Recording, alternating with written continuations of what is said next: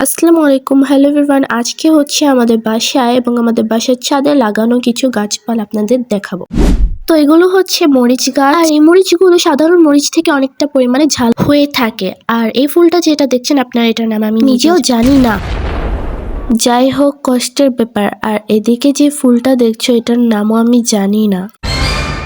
এগুলো হচ্ছে মরিচ গাছ, আমার আম্মু চারা লাগিয়েছিল, সাথে একটা লেবু গাছও আছে। আর এটা হচ্ছে আমাদের ছাদে লাগানো লাউ গাছ, যেখানে একটা লাউ ধরেছে। আর এগুলো হচ্ছে পেঁয়াজ গাছের চারা, আর এগুলো হচ্ছে পেঁপে গাছের চারা। আর এটা হচ্ছে আমাদের গাছের প্যাশন ফ্রুট। তোমাদের কার কার এই প্যাশন ফ্রুট খেতে ভালো লাগে তারা কমেন্টে বলে যাও। আমাদের বাসায় অনেকগুলো অ্যালোভেরা রয়েছে। আর রয়েছে ড্রাগন ফল গাছ, যেটার ফল মূলত সাদা, তবে খেতে অনেক মিষ্টি।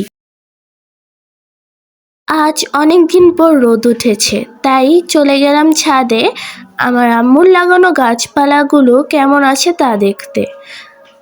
কিছুটা নষ্ট হয়ে গেছে, আবার কিছুটা ঠিক আছে। আর এদিকে আমাদের সিম গাছগুলো কেন না নষ্ট হয়ে গেছে।